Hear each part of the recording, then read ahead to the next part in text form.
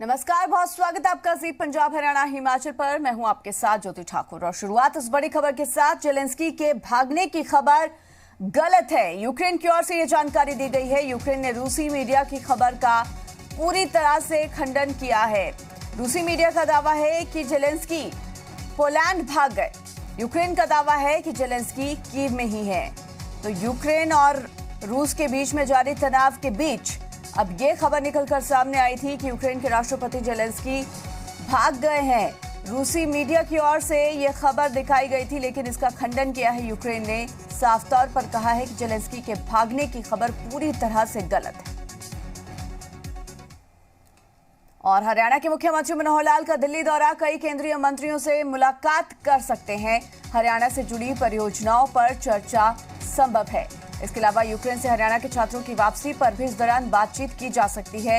ये बड़ी खबर आपको बता दें, हरियाणा से जुड़ी परियोजनाओं पर चर्चा संभव और यूक्रेन से हरियाणा के छात्रों की वापसी पर भी इस दौरान बातचीत कर सकते हैं मुख्यमंत्री मनोहर लाल। उधर हरियाणा विधानसभा के बजट सत्र की कार्यवाही सोमवार सुबह 11 बजे तक के लिए स्थगित कर दी गई है। सत्र के तीसरे दिन सदन में धर्मांतरण विरोध विधेयक पेश किया गया, जिसे लेकर सत्ता पक्ष और विपक्ष में जमकर बहस हुई। कांग्रेस विधायक रघुवीर कादियान ने कहा कि देश का विभाजन धर्म के नाम पर हुआ है। अब फिर देश में विभाजनकारी नीति बढ़ रही है। राम और रहीम के बीच में एक दीवार खड़ी की जा रही है और ये लोग नहीं रहेंगे पर दीवार खड़ी रहेगी। पूरे प्रदेश में कौन सा ऐसा मामला आया है कि बिल लाना पड़ा, जिस पर सीएम ने जवाब दिया तो रघुवीर कादियान ने विधेयक फाड़ दिया, जिस पर कार्रवाई करते हुए स्पीकर ने कादियान को पूरे सत्र से निष्कासित कर दिया है। और हरियाणा विधानसभा के बजट सत्र के तीसरे दिन मुख्यमंत्री मनोहर लाल ने कहा कि सोमवार को कुछ विधायी कार्य होगा और मैं उत्तर दूंगा जो पारित होगा। सदन में पेश हुए धर्म परिवर्तन से जुड़े बिल पर कहा कि इस पर ऐतराज तो ठीक है, लेकिन ऐसी घटना हुई जो सदन के मर्यादा के खिलाफ है। फिर भी कादियान जी को स्पीकर ने मौका दिया, क्योंकि पटल पर आए किसी डॉक्यूमेंट को फाड़ा नहीं जा सकता, लेकिन उन्होंने उसे फाड़ा और स्पीकर ने उन्हें पूरे सेशन के लिए निलंबित किया है। आज भी उन्होंने एक मौका दिया था हमारे विपक्षी जो नेता उस समय थे कादियान जी, रघुवीर कादियान जी, तो उनको कहा कि अगर इसमें अभी भी वो खेल पटल कर लें, क्योंकि एक नियम है सदन का कि कोई भी पटल पर रखा हुआ कागज़ पत्र डॉक्यूमेंट उसको फाड़ा नहीं जा सकता। तो उन्होंने वो जो बिल रखा था धर्म स्वातंत्र विधेयक, उसकी कॉपी को फाड़ा और वो एक बयान में स्पीकर साहब ने उसका संज्ञान लिया और संज्ञान लेने के बाद एक मौका भी दिया, लेकिन उन्होंने उसको नहीं माना। और जब नहीं माना तो उन्होंने उनको नेम किया और एक प्रस्ताव पारित करके और उनको शेष अवधि जो इस बजट सत्र की है उसके लिए निलंबित कर दिया है। और हिमाचल विधानसभा के बजट सत्र का आज 8वां दिन है। कल मुख्यमंत्री जयराम ठाकुर ने बजट पेश किया, जिस पर आज चर्चा होगी। बजट में कई बड़ी घोषणाएं की गई हैं। कृषि बागवानी के लिए 1123 करोड़ के बजट का प्रावधान किया गया है। इसके अलावा पशुपालन के लिए 469 करोड़ रुपए के बजट की घोषणा की गई है। साथ ही दूध खरीद में 2 रुपए प्रति लीटर की बढ़ोतरी की गई है। बात शिक्षा की करें तो शिक्षा के लिए 8,412 करोड़ के बजट का प्रावधान किया गया है। साथ ही मुख्यमंत्री विद्यार्थी कल्याण योजना की भी घोषणा की गई है, जिसके तहत आर्थिक रूप से कमजोर छात्रों को शोध के लिए हर महीने 3,000 रुपए की फेलोशिप दी जाएगी। टीजीटी से प्रवक्ता बने शिक्षकों को मुख्याध्यापक बनने के लिए विकल्प दिया जाएगा और हिमकेयर योजना में अब 3 साल तक रिन्यू करने की जरूरत नहीं होगी। जल जीवन मिशन के तहत सभी परिवारों को नल का कनेक्शन दिया जाएगा और इस वित्तीय वर्ष 1500 करोड़ खर्च किए जाएंगे। 5 बड़ी पेयजल योजनाएं जनता को समर्पित की जाएंगी। इसके अलावा स्वास्थ्य क्षेत्र के लिए 2,752 करोड़ के बजट का ऐलान किया गया है और इसके साथ ही 1 महीने में 60 यूनिट बिजली खर्च करने वालों को बिजली का बिल नहीं आएगा। वृद्धा पेंशन के लिए आयु सीमा घटाकर 60 साल कर दी गई है। 60 साल से ऊपर के सब लोगों को सामाजिक सुरक्षा पेंशन दी जाएगी।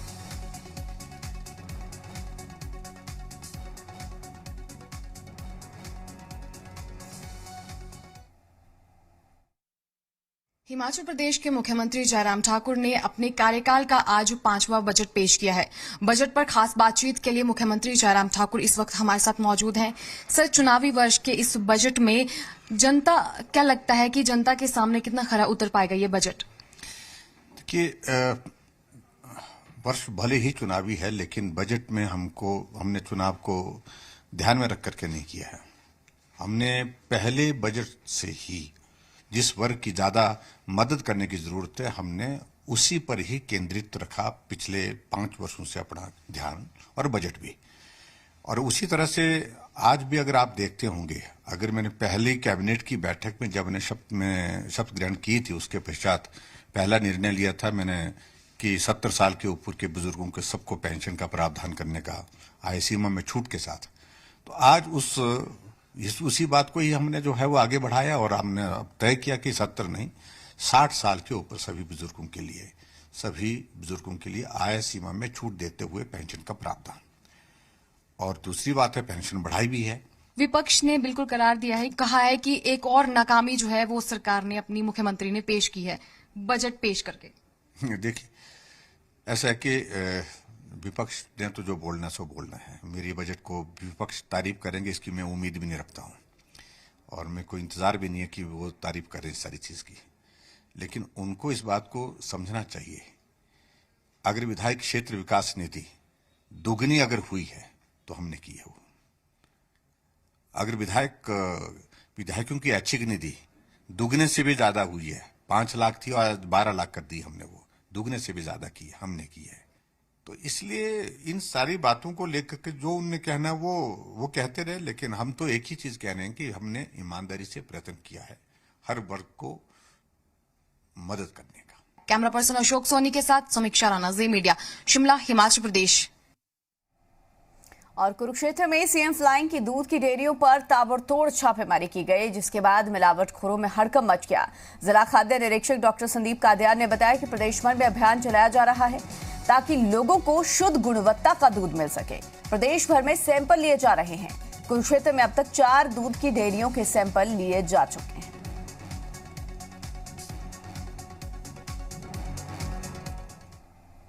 और भिवानी में कई दिनों से मिल रही मिलावटी दूध की शिकायतों के चलते सीएम फ्लाइंग ने जगह जगह छापेमारी की और सैंपल इकट्ठे किए गए।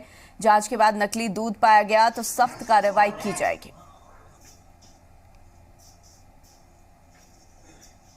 ये सीएम मेनली कार्रवाई मुख्यमंत्री उड़न दस्ते की ही है। उन्होंने हमें सूचना दी थी और हम उनके साथ आए हुए हैं, और अभी तक 3-4 जगह से सैंपलिंग हो चुकी है दूध के ऊपर, क्योंकि आजकल केमिकल के दूध की खबरें आ रही है, इसलिए ये कार्रवाई की जा रही है। तो अभी जारी है, जो कि वो रिपोर्ट आने पे डिपेंड करता है कि वो किस कैटेगरी में कम पाया गया है, कि भाई उसका कौन से एजुकेशन में केस डाला जाएगा या नहीं पाया गया है।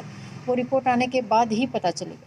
सज़ा अलग अलग होती है। अगर वो एजुकेशन कोर्ट में जाता है, एडीसी कोर्ट में, तो फाइन होता है। अगर सीजीएम में जाता है तो फाइन प्लस इंपोर्जमेंट होता है। वो उसकी कैटेगरी डिपेंड करती है।